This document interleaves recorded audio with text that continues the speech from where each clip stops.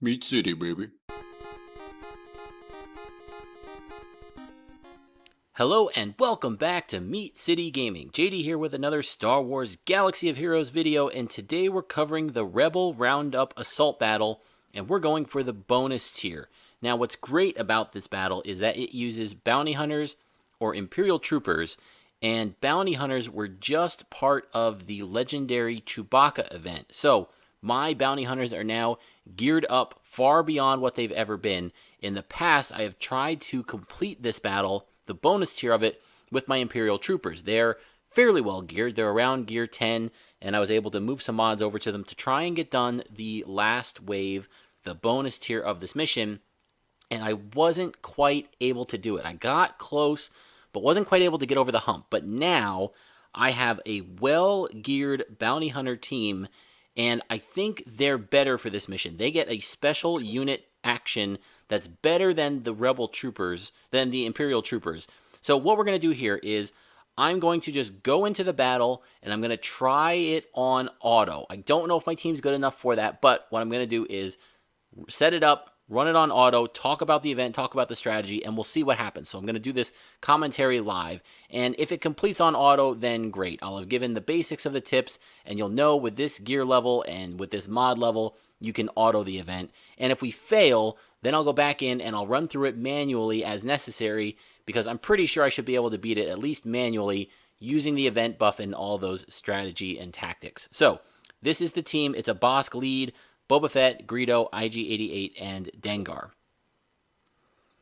So we're going to go into the battle, and I think the enemy gets a bunch of turns, so maybe if we get wiped out here too fast, we will do a restart. Greedo is low. We lost Greedo. So let's back out. We'll try it again, see if we can get at least the start of the RNG. Because I have Zeta on Bossk's leadership, I will regenerate health and protection throughout the fight. So, surviving this first onslaught, there we go, that was pretty easy. Alright, so now what we're going to do is set it on auto and see how this goes.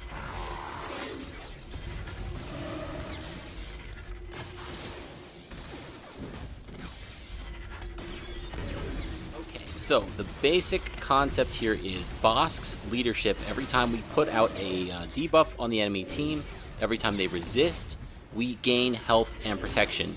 And the other thing that's going to happen is the event special ability that the bounty hunters get. It's called Many Disintegrations, and when you use it, you get a bonus turn. So you use that as your first turn. It gives you 100% turn meter. You get to go again. And on that bonus turn, you have increased attack. You get some additional stats.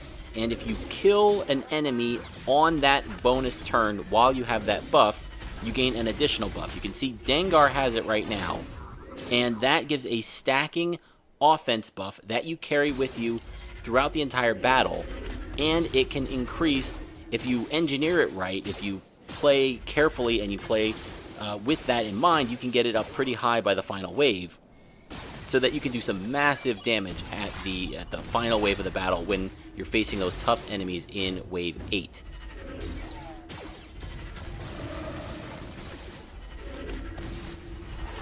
But just letting the AI take care of it, like we're going to do here, they will, I did run this on the second hardest tier on auto, and they did definitely get the event buff rolling. They had a couple of those disintegration counters built up by the end of it.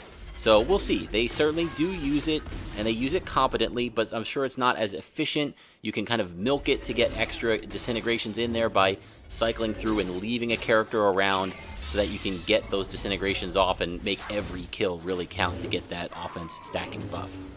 So we're at Wave 3, and it's Phoenix, and counters could be a problem here, but again, this isn't a big AoE team, so I think we're going to be in good shape. Everyone is at just about full health and protection. We've gotten Bossk's contract filled. Other than Bossk, there are no Zetas on this team.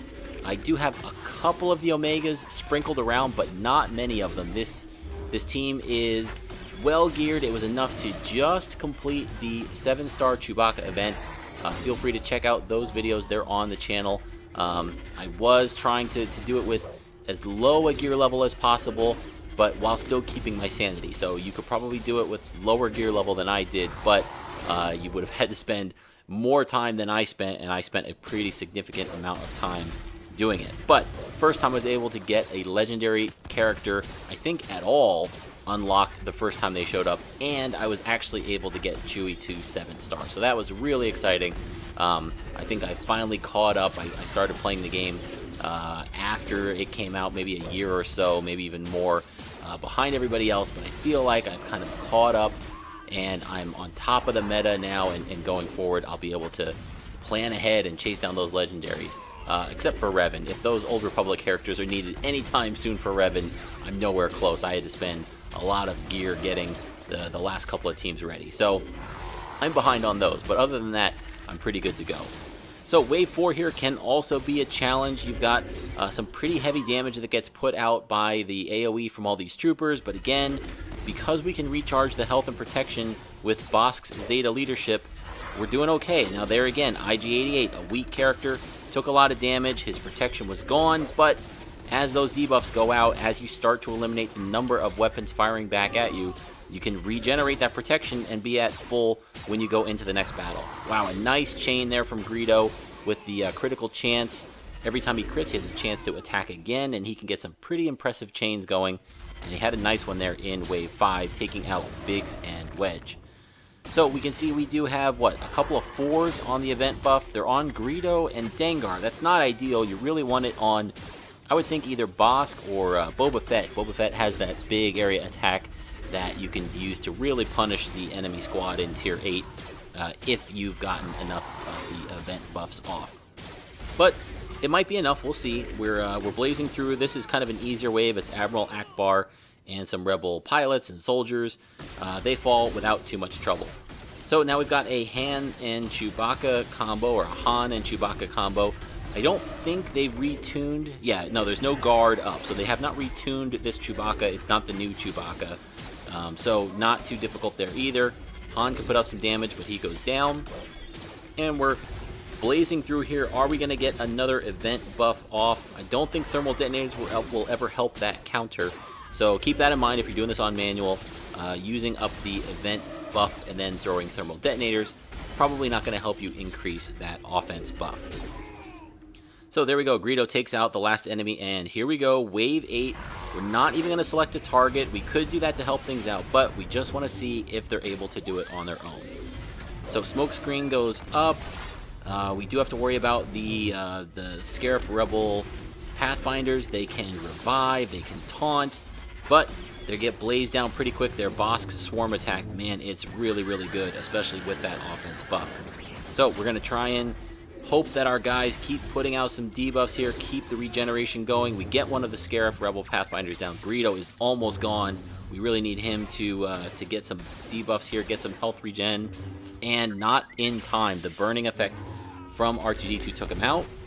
Boba Fett goes down, but he did have his revive buff, so if he can get another kill here and get his self-revive back, that would certainly be helpful.